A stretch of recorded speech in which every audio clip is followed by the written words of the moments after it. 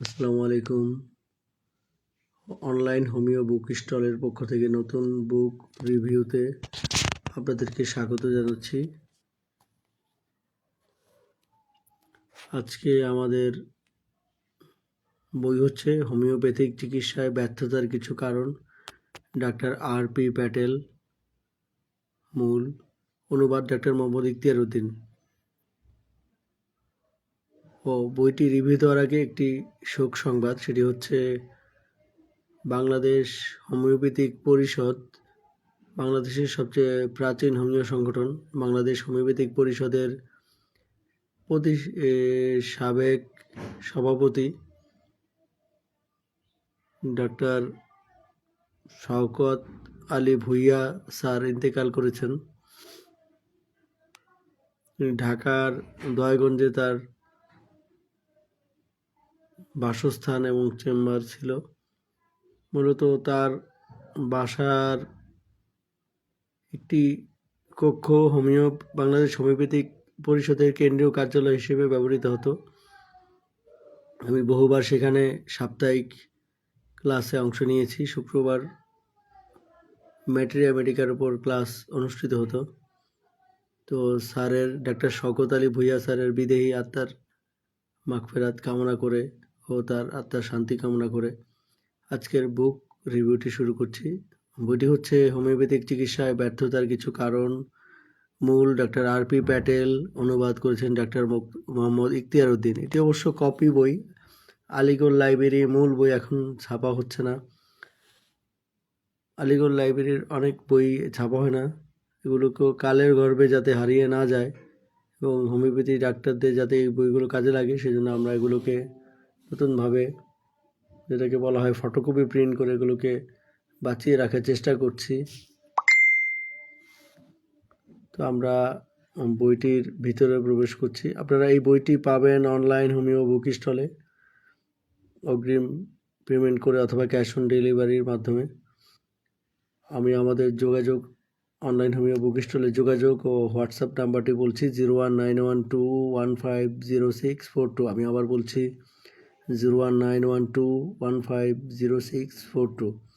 আপনারা এই নাম্বারে যোগাযোগ করতে পারেন, কল এবং হোয়াটসঅ্যাপ করে আপনাদের বইটির চাহিদা জানাতে পারবেন। বইটি লাগলে আপনারা সংগ্রহ করবেন। হোমিওপ্যাথিক চিকিৎসায় ব্যর্থতার কিছু কারণ, মূল ডাক্তার আর.পি. প্যাটেল, অনুবাদ করেছেন ডাক্তার মোহাম্মদ ইখতিয়ার উদ্দিন।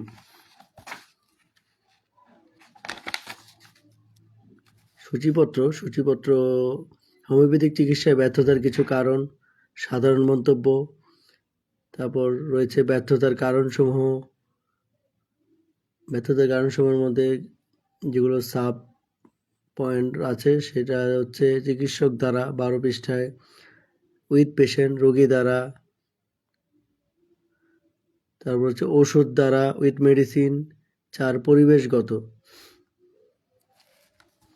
তো সূচিপত্র দেখলাম, আমরা এবার বইয়ের ভেতরে প্রবেশ করি।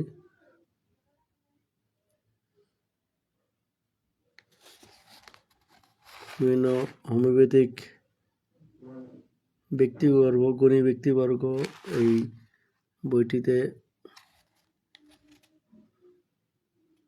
মন্তব্য বা ভূমিকা লিখেছেন।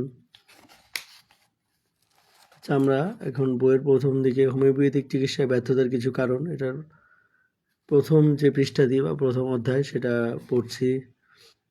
সাধারণ মন্তব্য: আমি অন্যদের মতো দাবি করি না যে আমার কাছে যত রোগী চিকিৎসার জন্য আসে তাদের সবাইকে উপশম অথবা আরোগ্য দিতে পারি, কিন্তু ব্যর্থতার কারণ সম্পর্কে জ্ঞান অর্জনের পর আমি তাদের বেশিরভাগই উপশম ও আরোগ্য করতে পারি।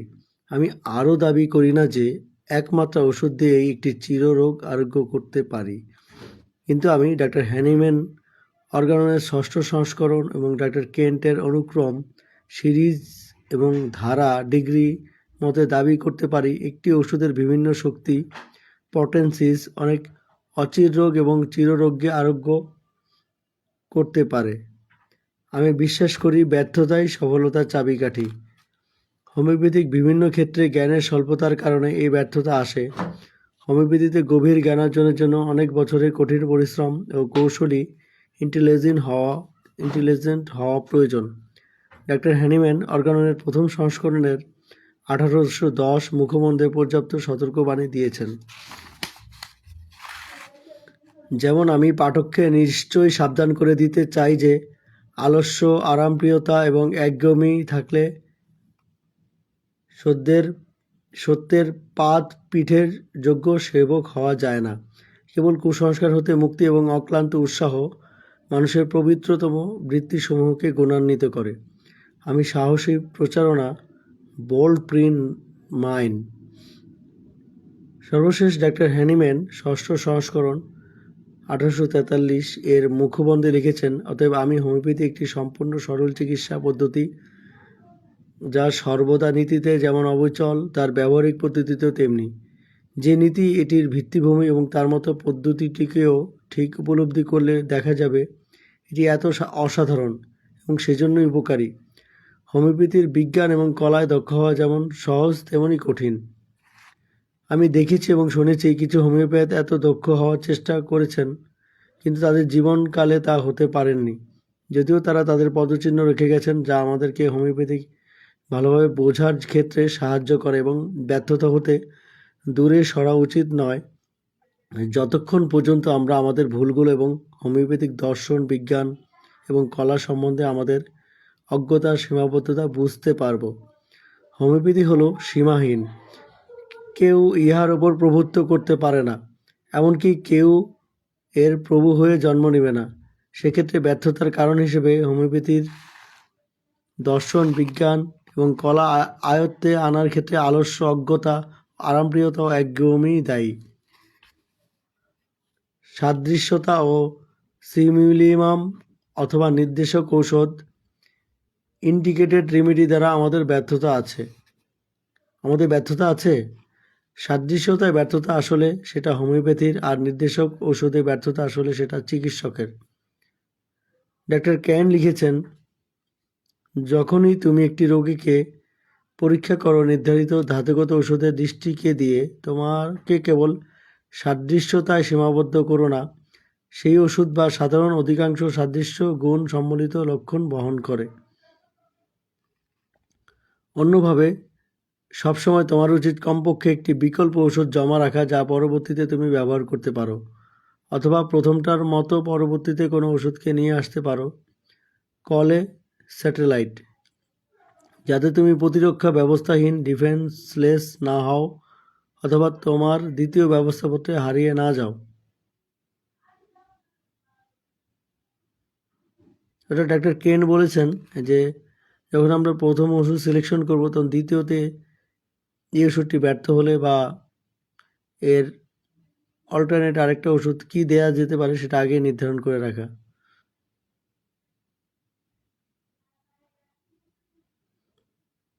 তাহলে আমরা দ্বিতীয় ব্যবস্থাপত্র একটি শক্তিশালী অবস্থানে বা দ্বিতীয় ব্যবস্থাপত্র শক্তিশালী হতে পারে। আচ্ছা, এবার যে বইয়ের মূল বিষয়বস্তু হোমিও চিকিৎসায় ব্যর্থতার কারণ সেটা একটু আমরা পড়ে নেই। প্রথম হচ্ছে চিকিৎসক দ্বারা কিভাবে ব্যর্থ হই সেটা একটু দেখা যাক। উইথ দ্য পেশেন্ট, উপযুক্ত রোগীলিপি তৈরিতে উপেক্ষা করা অথবা অসম্পূর্ণ রোগীলিপি তৈরি করা এটা একটা অন্যতম কারণ। Neglect or proper case recording or incomplete taking of the case, চিকিৎসক যিনি তার রোগীলিপি বইতে রোগীর প্রত্যেকটি অসুস্থতার কথা লিখবেন, যেখানে যে কোনো সম্প্রদায়ের বিস্ময়কর অভিমত আছে। ডাক্তার কেন্ট একথা বলেছেন। যে ব্যর্থ হবে রোগীর পর্যাপ্ত লক্ষণ নিতে, যা হতে একটি সঠিক ওষুধ নির্বাচন করা হয়, সে মানবিক গুরুত্বপূর্ণ সুগভীর সাধারণ লক্ষণ বাদ দেয় অথবা নির্ধারিত লক্ষণের হ্রাস বৃদ্ধি মোডালিটিস বের করতে ব্যর্থ হয়। অর্থাৎ মানসিক সুগভীর লক্ষণ বাদ দেওয়া যাবে না এবং মোডালিটিস হ্রাস বৃদ্ধির গুরুত্ব দিতে হবে। এটা বলেছেন ডাক্তার এলিজাবেথ রাইটস হুবার্ট। মৌলিক কারণ বিবেচনা না করা, নন কনসিডারেশন অফ ফান্ডামেন্টাল কজেস, সোরা, সিফিলিস, সাইকোসিস এবং তার উপযুক্ত চিকিৎসা। অর্থাৎ মায়োজমেটিক বিষয়গুলো, মায়োজম গুরুত্ব দিতে হবে, রোগী কোন মায়োজমের সেটা বের করে তার উপযুক্ত চিকিৎসা দিতে হবে। পীড়ার কারণ তথ্য বিবেচনা না করা, নন কনসিডারেশন অফ ইটিওলজিক্যাল কজেস, যেমন শারীরিক, সর্দিগর্মি, এক্স-রে ইত্যাদি, রাসায়নিক, শ্রমশিল্পের, ধূম, ইন্ডাস্ট্রিয়াল ফার্মস, খাদ্যে বিষক্রিয়া, যান্ত্রিক বাহ্যিক বস্তু বৃদ্ধি ইত্যাদি, মানসিক ও ডাইনামিক শক্তি, ওষুধ তৈরিতে ব্যবহৃত উপাদান, ড্রাগস অথবা ওষুধজনিত রোগ। অর্থাৎ রোগের যে বিভিন্ন কারণ, শারীরিক, রাসায়নিক, যান্ত্রিক এবং ওষুধের কারণে যে রোগ হয় এগুলো গুরুত্ব দিয়ে বিবেচনা করতে হবে। এটা আমরা অনেকেই ভুল করি, সেটা বলেছেন। খাদ্য এবং অন্যান্য অভ্যাস। নিম্নে একটি রোগী চিত্র দেওয়া হলো। রোগী চিত্রের মাধ্যমে এটা বর্ণনা করা হয়েছে। চিত্র এ, মিস্টার এ অবসরপ্রাপ্ত স্কুল শিক্ষক, বয়স 66, বুদ্ধিমান কিন্তু আবেগপ্রবণ। আমি তার তথাকথিত স্নায়বিক অস্থিরতার চিকিৎসা করি।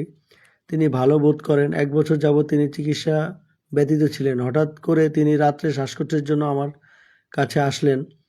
গলাধঃকরণে কষ্ট হচ্ছিল, স্বরভঙ্গ এবং গলার চারিদিকে ব্যথা। অতীত ইতিহাস এবং বর্তমান লক্ষণে আমি ল্যাকেসিস 0/3/1 H শক্তি 4 ঘন্টা অন্তর প্রয়োগ করি। তেমন উপকার হলো না। তাকে কোট্টায়াম মেডিকেল কলেজ হসপিটালে পরীক্ষা নিরীক্ষার জন্য উপদেশ দিলাম।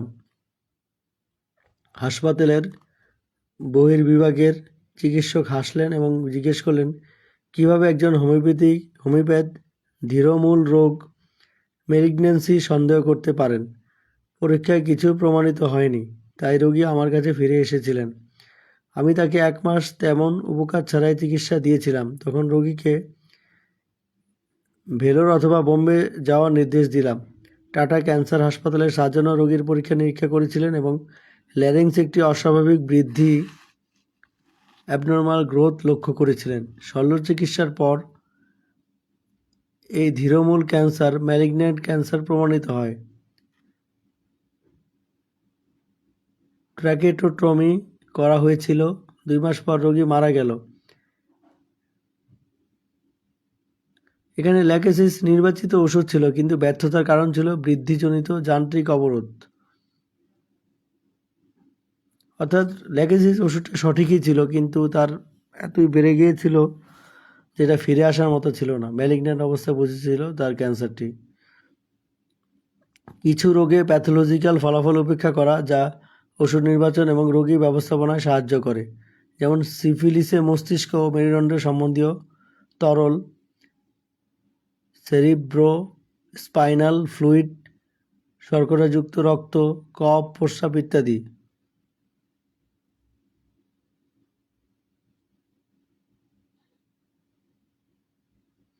অর্থাৎ শর্করাযুক্ত রক্ত মানে ডায়াবেটিস থাকলে সেটাকে গুরুত্ব দিতে হবে। কফ, প্রস্রাবে যদি সমস্যা থাকে সেগুলো পরীক্ষা করে কনফার্ম হতে হবে যে রোগীর কফ বা প্রস্রাবে কোনো সমস্যা আছে কি না। কফ পরীক্ষা করে আমরা টিউবারকুলার কিছু যদি থাকে সেটা পেতে পারি। প্রস্রাব পরীক্ষা করে প্রস্রাবে পার্সেল বা অ্যালবুমিন ইত্যাদি যায় কিনা সেটা দেখতে পারি। প্রস্রাব পরীক্ষা করে তার যদি মূত্রনালীতে পাথর থাকে সেটারও একটা ইন্ডিকেশন পাওয়া যায়। যাই হোক, এখানে ডাক্তারের যে ভুলগুলো সেটা বলা হয়েছে। এবার আমরা দেখি চিকিৎসক দ্বারা, রোগী দ্বারা, ওষুধ দ্বারা কী কী ভুল হয় সেটা আমরা একটু দেখে নেই।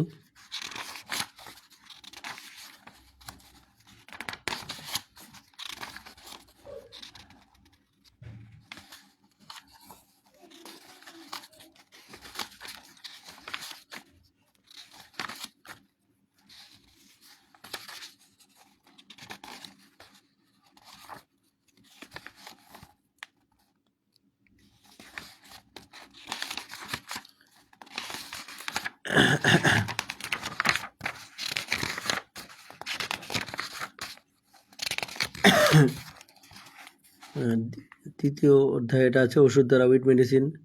ওষুধের কি কি কারণে ভুল হতে পারে? অবিশুদ্ধতা, ইমপিউরিটি, ওষুধের উৎসে। আমি দুঃখের সাথে বলছি আমাদের অধিকাংশ ফার্মেসিগুলোই নিম্নমানের মূল পদার্থ অরিজিনাল সাবস্ট্যান্স যেমন মাদার টিনচার প্রস্তুত করতে ব্যবহৃত হচ্ছে নিম্নমানের উপাদান। অর্থাৎ লেখক বলেছেন যে যদি মাদার টিনচার থেকেই তো আমাদের বিভিন্ন পোটেন্সি তৈরি হয়, তো মাদার টিনচারই যদি যে ওষুধের সোর্স, সেই সোর্সগুলি মাদার টিনচারের সোর্স যদি অবিশুদ্ধ হয় বা সঠিক সোর্স থেকে ওষুধ সংগ্রহ করা না হয়, যেমন এক গাছের বদলে আমরা আরেক গাছ সংগ্রহ করলাম, বা গাছটা অনেক মলিন হয়ে গেছে বা তাজা গাছ সংগ্রহ করা না হয়ে সেটা আমরা গাছটা ফ্যাকাশে বা ফিকে হয়ে গেছে, সেই ধরনের হলে তো এটা ওষুধের গুণাগুণ ভালো হবে না। ভুল উপায়ে শক্তিকরণ, ইমপ্রপারলি প্রিপেয়ার্ড পোটেন্সি। আমি পৃথিবীর বিভিন্ন জায়গায় প্রায় সকল ফার্মেসি পরিদর্শন করেছি এবং আমি জানি অনেক ফার্মেসিতে বিশেষ করে ভারতেই ভুল এবং অনুপযুক্ত শক্তি তৈরি করা হয়। এখানে হাতের তৈরি শক্তি এবং যন্ত্রচালিত মেশিনের সাহায্যে তৈরি শক্তিতে বিশাল পার্থক্য। অর্থাৎ লেখক আর.পি. প্যাটেল তো ভারতীয় ছিলেন, ডাক্তার মোহাম্মদ ইখতিয়ার উদ্দিন তো এটা অনুবাদ করেছেন। তো মূল লেখক ডাক্তার আর.পি. প্যাটেল বললেন, আর.পি. প্যাটেল হচ্ছে রমনলাল প্যাটেল, যাই হোক, বললেন যে আসলে তিনি দেখেছেন যে ভারতের বিভিন্ন কোম্পানি, ঠিক অনেক কোম্পানি তাদের পটেন্সি যে তৈরি করে সেটা সঠিক ফার্মাকপি অনুসারে তৈরি করছে না বা তাদের তৈরিতে একটা গ্যাপ থেকে যায়। রোগীচিত্র, mister AHMC Ahmedabad homoeopathic medical কলেজের ছাত্র নিউমোনিয়া আক্রান্ত হলেন। তার বাবা একজন হোমিওপ্যাথিক চিকিৎসক। আমি ব্রায়োনিয়া 30 বড়ি 1 আউন্স পানিতে মিশিয়ে এখান থেকে 1 চামচ করে 3 ঘন্টা পরপর ব্যবস্থা করলাম। 24 ঘন্টা পরও কোনো পরিবর্তন হলো না। আমি আমার ফার্মেসি থেকে ব্রায়োনিয়া 30 পূর্বের নিয়মে খেতে দিলাম এবং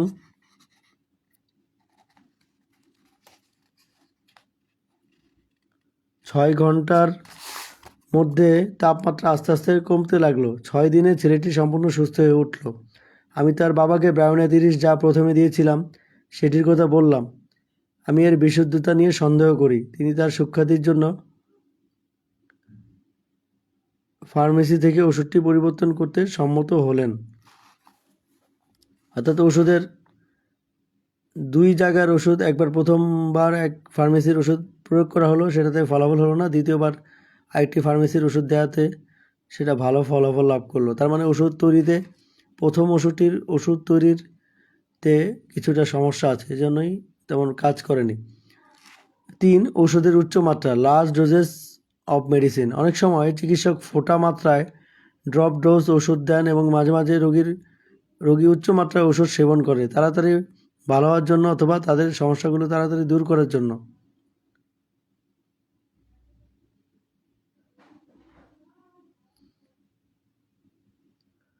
অর্থাৎ প্রথমে তো নিম্ন শক্তি দিয়ে তারপর উচ্চ শক্তি দিতে হবে, কিন্তু রোগীরা ভালো হওয়ার জন্য অনেক সময় নিজেরা কিনে ওষুধ খায় এবং হাই ডোজ খায়। সেটা অনেক সময় দেখা যাচ্ছে যে সব রোগেই প্রথমে হাই ডোজ খাওয়া বা উচ্চ মাত্রা খাওয়া উচিত নয়।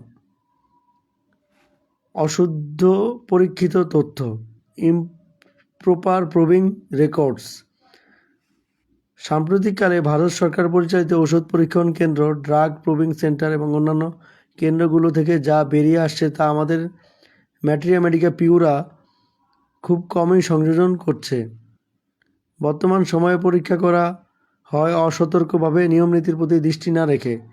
গবেষণা কেন্দ্রগুলো গবেষণাপূর্ণ মনের অধিকারীদের, রিসার্চ মাইন্ডেড পিপলের জন্য নয়, বরং শুধু ব্যক্তিগত স্বার্থসিদ্ধি লাভ করার জন্য। যদি আপনি এতে বিশ্বাস না করেন, দয়া করে ডাক্তার হ্যানিম্যানের ম্যাটেরিয়া মেডিকা পিউরা এবং বর্তমানকালের ওষুধের পরীক্ষণ তথ্য প্রুভিং রেকর্ড দেখতে পারেন। বর্তমানে আমরা CCRH এর মাধ্যমে এই পদ্ধতির সংশোধনের চেষ্টা চালাচ্ছি। CCRH হচ্ছে central council for research in homeopathy. অর্থাৎ বর্তমানে কিছু গবেষণা সংস্থা রয়েছে যারা ভালোভাবে প্রুভিংগুলো করছে না এবং প্রুভিংয়ের নিয়ম মেনে চলছে না, অথচ হ্যানিম্যান ম্যাথমেটিকা পিউরাতে যেভাবে প্রুভিং করেছেন বা নিয়ম বলেছেন সেভাবে অনেকেই সেটা গুরুত্ব দিচ্ছে না। এই জন্য ওষুধের নতুন প্রুভিং লক্ষণগুলো যেসব ম্যাথমেটিকায় স্থান পাচ্ছে ভালোভাবে পরীক্ষা না করে সেগুলো দেখে আমরা রোগীকে প্রয়োগ করছি, ফলে আমরা ব্যর্থ হচ্ছি। 5. ওষুধের আংশিক পরীক্ষণ, পার্শিয়াল প্রুভিং অফ ড্রাগস। আমাদের ম্যাথমেটিকার শত শত ওষুধ রয়েছে যেগুলো আংশিক পরীক্ষিত। শুধুমাত্র central council for research in homeopathy, new Delhi এই ওষুধগুলো নিয়ে কাজ করার উদ্যোগ নিয়েছে। আমি আশা করি প্রকৃত গবেষণাপূর্ণ মনের অধিকারী ব্যক্তিগণের দ্বারা এটি উপকৃত হবে। অর্থাৎ ওষুধের আংশিক পরীক্ষণ হয়েছে কিন্তু পুরোপুরি পরীক্ষণ হয়নি, যার ফলে ওষুধের ম্যাথমেটিক্যাল লক্ষণগুলো পূর্ণাঙ্গ হচ্ছে না এবং সেগুলো প্রয়োগ করা যাচ্ছে না। এটা একটা ব্যর্থতার কারণ। যাই হোক, এভাবে ঔষধের যে ব্যর্থতা কারণে যেসব ব্যর্থতার কারণ সেগুলো লেখক এখানে বর্ণনা করেছেন।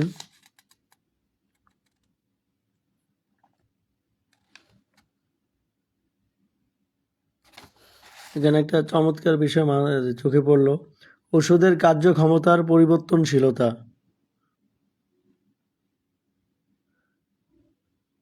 Variation of the action of the remedies. উৎস, আবহাওয়া, মহাদেশ, জাতিগত গঠন ভেদে ওষুধের কার্যকারিতা ভিন্ন ভিন্ন। এক্ষেত্রে অনেক ওষুধ রয়েছে, যেমন মাংস ভক্ষকদের জন্য আর্সেনিক অ্যালবাম অধিক উপকারী, লাইকোপোডিয়াম অফিসার উচ্চপদস্থ ব্যক্তি অথবা ভিআইপিদের জন্য অধিক উপকারী। নাক্স ভূমিকা গরম আবহাওয়ায় অবসর জীবনযাপনকারী ব্যক্তিদের ক্ষেত্রে অধিক উপকারী। পালসিটিলা অধিক উপকারী পার্সি সমাজের জন্য। সিপিয়া বিশেষ করে কেরালা এবং বাঙালি অনেক মহিলার ক্ষেত্রে অধিক উপকারী। অ্যানাকার্ডিয়াম ফ্রান্সে অধিক উপকারী। ল্যাকেসিস ইটালিতে উপকারী। সালফার অধিক ব্যবহৃত হয় যুক্তরাজ্যে। আর্জেন্টাইন জাপানে উপকারী। ক্যালকিরিয়াকার স্ক্যান্ডিনেভিয়ান দেশগুলো গুজরাট এবং রাজস্থানে উপকারী। মেডোরিনাম এবং সিভিলিনাম জার্মানি এবং আমেরিকায় অধিক উপকারী। ট্যারেন্টুলা হিস্প্যানিয়া রাশিয়ানদের জন্য ভালো। ন্যাট্রাম মিউর এবং ইগনেশিয়া আমেরিকানদের জন্য অধিক উপকারী। অর্থাৎ লেখক পর্যবেক্ষণে দেখেছেন যে এক একটা ওষুধ এক একটা অবস্থান ভেদে বা অঞ্চল ভেদে বেশি উপকার করে, বিশেষ উপকার করে বা রোগীদের বিশেষ উপকারে আসে। তো এই জিনিসটা খেয়াল করলে, এভাবে খেয়াল করে যদি প্রয়োগ করা যায় তাহলে হোমিও চিকিৎসকদের সাফল্যের হার আরও বাড়বে।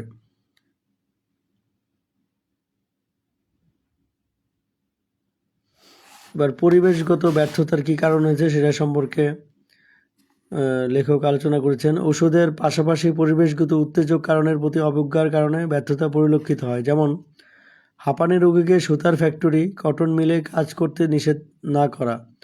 রোগলিপি তৈরি করার সময় রোগীর পেশা ও কোথায় কাজ করেন, কিভাবে করেন এগুলো লিপিবদ্ধ করা গুরুত্বপূর্ণ বিষয়। যেমন হাঁপানি রোগী সুতার ফ্যাক্টরিতে কাজ করলে সুতার ধূলিকণা ডাস্ট রোগীর ফুসফুসে প্রবেশ করে উত্তেজক হিসেবে কাজ করে এবং শ্বাসকষ্ট দেখা দেয়। সেক্ষেত্রে একজন চিকিৎসকের উচিত রোগীকে মুখোশ বা মাস্ক ব্যবহারের পরামর্শ দেওয়া, তাতে না হলে অন্য পেশায় নিয়োজিত হওয়ার পরামর্শ দেওয়া। অর্থাৎ রোগীর উত্তেজক কারণ, যে কারণে রোগীর ওষুধ দেওয়া সত্ত্বেও রোগী ভালো হচ্ছে না, ভালো হবে না, সেই কারণগুলো চিকিৎসকের পর্যবেক্ষণ করতে হবে। রোগী কী পেশায় নিয়োজিত, তার জীবনযাপন বাসস্থান কেমন সেটা দেখতে হবে। কেমিক্যাল কারখানায় কাজ করার ফলে একজিমা চর্মরোগ দেখা দিলে রোগীকে অন্যত্র না রাখা। নিম্নে একটি রোগীচিত্র দেওয়া হলো। রোগীচিত্র: কিছুদিন পূর্বে আমার কাছে এক রোগী আসে তার পায়ে এক ধরনের চর্মরোগ নিয়ে। আমি ইতিহাস নিয়ে জানতে পারি তিনি রঙের কারখানায় কাজ করেন। আমি তাকে লক্ষণ অনুসারে আর্সেনিক 30 ব্যবস্থা দিই। চুলকানি চলে গিয়েছিল, কিন্তু 1 মাস পর রোগী আবার সেই একই সমস্যা নিয়ে আসলো। আমি তাকে আর্সেনিক 200 ব্যবস্থা করলাম, চুলকানি আবার চলে গেল। এভাবে রোগীটি বারবার আমার কাছে আসে। পরে তাকে উপদেশ দিয়েছিলাম ফ্যাক্টরি থেকে কাজ ছেড়ে দেওয়ার, কিন্তু রোগী তা পালন করতে পারলেন না এবং তার চর্মরোগটি আর ভালো করা সম্ভব হয়নি। 3. গরম আবহাওয়ায় সৃষ্ট মাথা ব্যথা দূরীকরণে রোগীকে আবহাওয়া পরিবর্তন না করানো। ভেজা স্যাঁতসেঁতে জায়গায় বসবাস করার ফলে রোগের উৎপত্তি হলে রোগীকে শুষ্ক জায়গায় স্থানান্তর না করা। কোলাহলপূর্ণ স্থানে থাকার কারণে সৃষ্ট স্নায়বিক মাথা ব্যথা রোগীকে শান্ত নির্মল পরিবেশে স্থানান্তর না করা। ধুলাবালি থেকে রোগীর অ্যালার্জি বা হাঁপানি দেখা দিলে রোগীকে তা থেকে মুক্ত পরিবেশে না রাখা। অর্থাৎ রোগীর যেসব উত্তেজক কারণে রোগ বারবার ফিরে আসবে বা ফিরে আসার সমূহ সম্ভাবনা দেখা দেয়, সেই কারণগুলো রোগীকে দূর করার জন্য স্ট্রিক্টলি পরামর্শ দিতে হবে এবং রোগী যাতে সেগুলো যদি দূর না করে, তাহলে চিকিৎসক হিসেবে আমাদের এটাই বলা উচিত যে আপনি যদি এইসব কারণ দূর করতে না পারেন তাহলে আমার কাছে আসবেন না, বা আপনার চিকিৎসা করে আমার দ্বারা কোনো ফলাফল হবে না।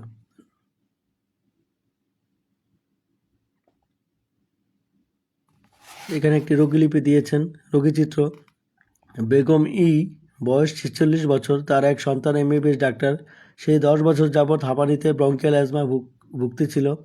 কেরালা, মহীশূর এবং মাদ্রাজের বিভিন্ন বিখ্যাত চিকিৎসক এবং সার্জন দ্বারা অনেক চিকিৎসা করানো হয়।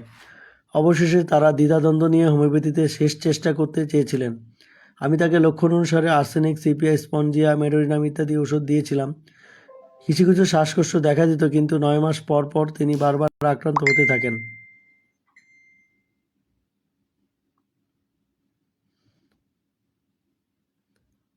আমাকে যখন তখন ডাকা হতো। রাতের পরিবর্তে সকালে আক্রমণ দেখা দিত এবং সকালে আমি তাকে দেখতে যাই। আমি দেখি যে একজন চাকর মেঝে পরিষ্কারক দ্রব্য দিয়ে মেঝে পরিষ্কার করছে। সেগুলো থেকে পেট্রোলিয়াম এবং অন্যান্য পদার্থের গন্ধ আসছে। অনুসন্ধান করে দেখা গেল যে যখন থেকে পরিষ্কারের কাজ চলছিল তখন থেকে তিনি সকালে আক্রান্ত হতে লাগলেন। মেঝে পরিষ্কার বন্ধ করতে উপদেশ দিলাম। আক্রমণ কমতে লাগলো এবং অবশেষে তিনি আরোগ্য লাভ করলেন। বর্তমানে তার স্বামীর সামর্থ্যের কারণে এবং এখন আর তাদের সিমেন্টের মেঝে নেই, তাদের এখন মোজাইক করা মেঝে। এখন তার মাছ খেলে অথবা অধিক পরিশ্রম করলে মাঝে মাঝে শ্বাসকষ্ট হয়। অর্থাৎ মেঝে পরিষ্কার করার জন্য যে কেমিক্যাল দ্রব্য ব্যবহার করা হতো বা ফ্লোর ক্লিনার ব্যবহার করতে হতো, সেটার গন্ধে তার শ্বাসকষ্ট দেখা দিত। তার মানে আমাদের অবজারভেশন করে উত্তেজক কারণ বের করতে হবে এবং সেটা দূর করতে হবে। যাই হোক, এই বইটিতে বিভিন্ন হোমিও চিকিৎসকদের যে ব্যর্থতার যে কারণ রয়েছে, চিকিৎসক দ্বারা কারণ, রোগীর দ্বারা কারণ, ওষুধের দ্বারা কারণ, পরিবেশগত কারণ, এসব বিস্তারিত বর্ণনা করা হয়েছে। তো একজন আদর্শ হোমিওপ্যাথিক চিকিৎসক হতে হলে বা হোমিও পেশায় যথাযথ সাফল্য লাভ করতে হলে এই কারণগুলো জানা দরকার। আর কারণগুলো জানার জন্য অবশ্যই এই বইটি আপনারা সংগ্রহ করবেন। হোমিওপ্যাথিক চিকিৎসক এবং শিক্ষার্থীবৃন্দ, বইটি হচ্ছে হোমিওপ্যাথিক চিকিৎসায় ব্যর্থতার কিছু কারণ। মূল ডাক্তার আর.পি. প্যাটেল অনুবাদ করেছেন ডাক্তার মোহাম্মদ ইখতিয়ার উদ্দিন। বইটির মূল্য হচ্ছে 130 টাকা। বইটি পেতে আপনারা যোগাযোগ করুন অনলাইন হোমিও বুক স্টলে। অনলাইন হোমিও বুক স্টলে যোগাযোগ ও হোয়াটসঅ্যাপ নাম্বারটি আমি বলছি 01912150642। আমি আবার বলছি 01912150642। তো আশা করি সবাই ভালো হোমিওপ্যাথি এই বইটি ছাড়াও ভালো ভালো বই সংগ্রহ করবেন আমাদের অনলাইন হোমিও বুক স্টল থেকে, এবং সবসময় অনলাইন হোমিও বুক স্টলের সাথেই থাকবেন। তো সবাইকে আবারও ধন্যবাদ ও কৃতজ্ঞতা জানিয়ে আজকের বুক রিভিউ লাইভটি এখানেই শেষ করছি। সবাই ভালো থাকবেন, ভূমিকম্প থেকে সতর্ক থাকবেন।